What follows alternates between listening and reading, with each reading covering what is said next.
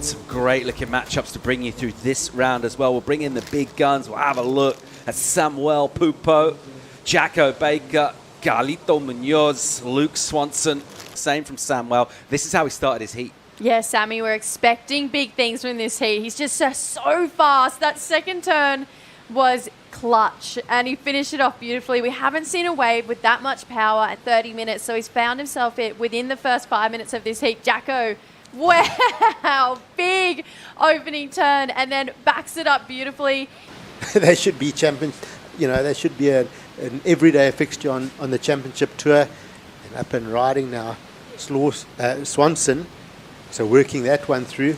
I think we're really going to see two big scores for those opening turns. You spoke, Jess, about what the judges are looking for today.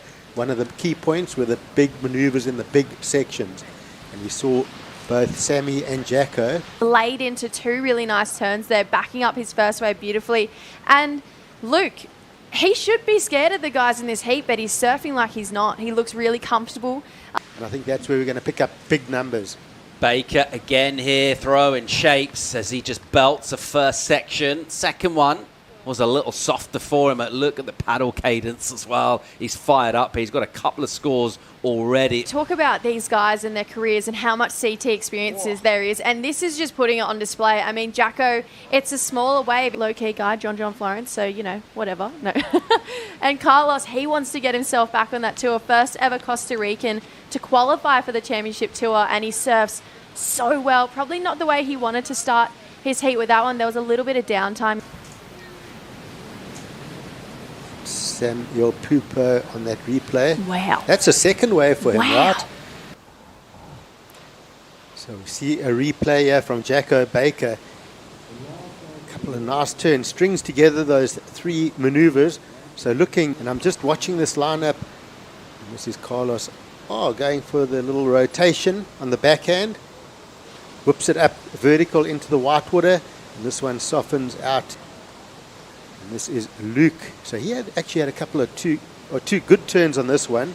Nice and vertical.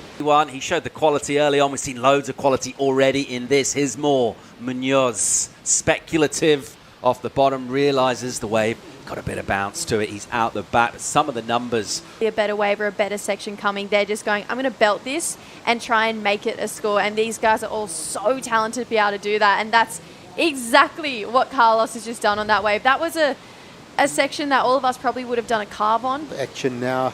Carlos up and riding again. So looking at this peaked up swell, a couple of the surfers, you look at how they gain momentum and speed at the start of the wave, and it's actually a good idea for the surfers to get one of those buildings here and actually looking from above and seeing what's on offer. Live action. Here's Swanson getting involved. Just a little tricky to surf that one. Didn't offer him room to really drive that bottom turn. Really deep into competition. It's about finding the ways to do that. Looking to do that. The youngster Swanson on the backhand, nice and smooth, displacing some water. Decent rhythm to that wave from him as he just kept kind of plugging away. Attritional style surfing. Didn't really have that explosiveness that maybe we saw from Pupo or Baker early on.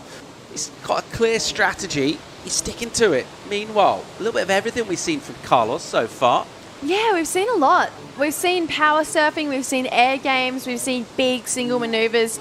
It's looking like he wants to be back on tour. And then this was Luke right on cue, going above the lip. That's exactly the game he needs. In the remaining time, 10 odd minutes. This was during the break, Pupo. Yeah, really nice tails drift to start this wave off and continues that speed down the line and drifts the fins.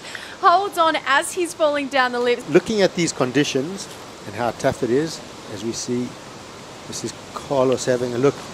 The surfing that Sammy's done for his 8 and his 7 has been pretty flawless. I mean, those two scores are great numbers, but he's really surfed those waves hard. His surfer commit to that first turn, and that made him kind of late coming to that second one, which made it dramatic. He's going again on the backhand here as he'll release the tail. He almost feels unstoppable in these conditions.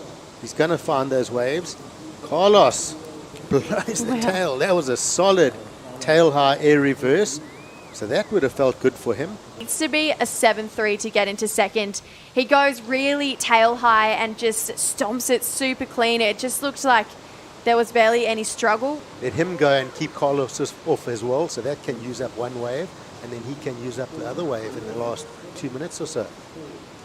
Baker looking to go full bunny boiler. Here he goes on a wave, and he likes it, and he tears in with a big slash, full-blooded. Another one, ripping off spray.